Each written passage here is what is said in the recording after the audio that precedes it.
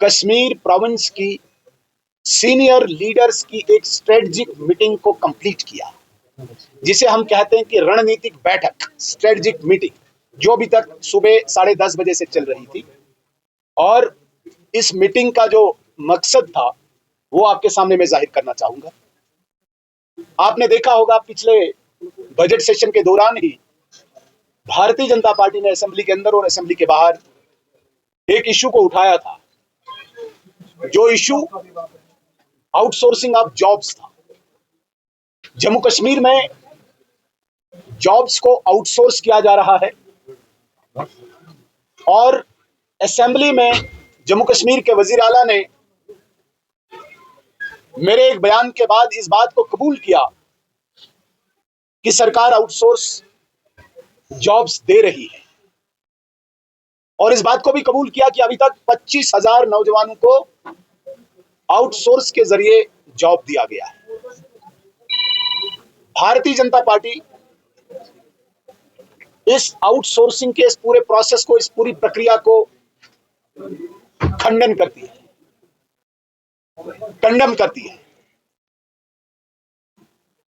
Bharatiya Janata party इसको सरासर जम्मू कश्मीर के नौजवानों के साथ नाइंसाफी मानती है, अन्याय मानती है, इनजस्टिस मानती है।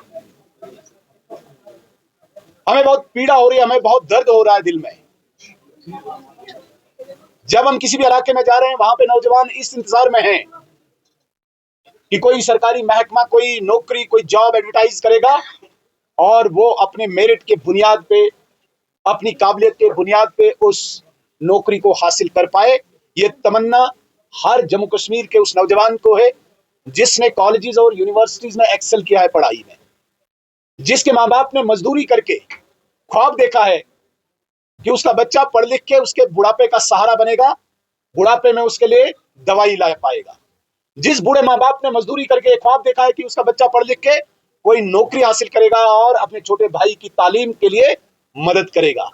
जिस बूढ़े माँ बाप ने गरीबी के दौरान, मजदूरी के दौरान अपने बच्चे के लिए ख्वाब देखा है कि घर में उसकी बहन जवान है, ये नौकरी हासिल करके जवान बहन की शादी में मदद करेगा परिवार की। आज वो गरीब माता पिता परेशान है।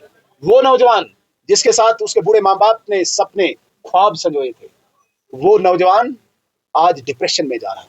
और इस सब का कारण अगर कोई है, उसको मैं मानता हूं कि एक परिवार, जिस परिवार ने खून चूसा है जम्मू कश्मीर की जनता का, जम्मू कश्मीर के गरीबों का, वो परिवार अब्दुल्ला परिवार है।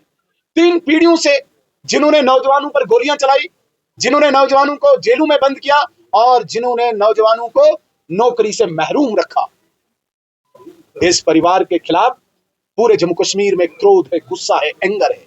नौजवानों में बहुत ज्यादा एंगर है। आप देखिए, जब से ये सरकार बनी है, जिसे हम पॉपुलर गवर्नमेंट कहते हैं, पॉपुलर गवर्नमेंट बनने के बाद आप पौने 2 साल का अरसा देखिए मेरे साथियों, करप्शन उरूज पे है। चारों तरफ से इस वक्त भ्रष्टाचार ही भ्रष्टाचार है। इनके मिनिस्टर्स भ्रष्टाचार में लिप्त है। ट्रांसफर इंडस्ट्री खोल के रखी हुई है, सिर्फ किस लिए? पैसे ऐंठने के लिए। और ये करप्शन सिर्फ मिनिस्टर नहीं, ये इस परिवार के खजाने में चला जा रहा है। मैं आपको उसूक के साथ आज कहता हूं, इनका 1 पॉइंट प्रोग्राम है।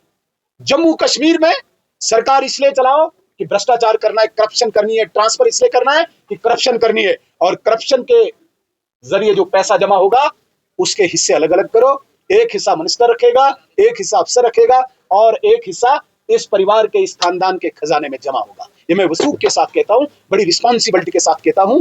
ये हमारी बदकिस्मती है कि जिसको हम पॉपुलर गवर्नमेंट कहते हैं, वो करप्ट गवर्नमेंट है, करप्ट मिनिस्टर्स हैं। सबूत हैं इस वक्त एजेंसीज के पास। हम गुजारिश करना चाहेंगे, जितने भी इंडिपेंडेंट इन्वेस्टिगेटिंग एजेंसीज हैं, वो सामने आए और इनको बेनकाब करें, इनको नंगा करें। वरना इस परिवार ने जहां पे 1 लाख से ज्यादा यहां पे कत्ल-गारत किए हैं, वहीं दूसरी तरफ से अब नौजवानों के साथ अन्याय करके, नाइंसाफी करके उनको डिप्रेशन का शिकार बना रहे हैं।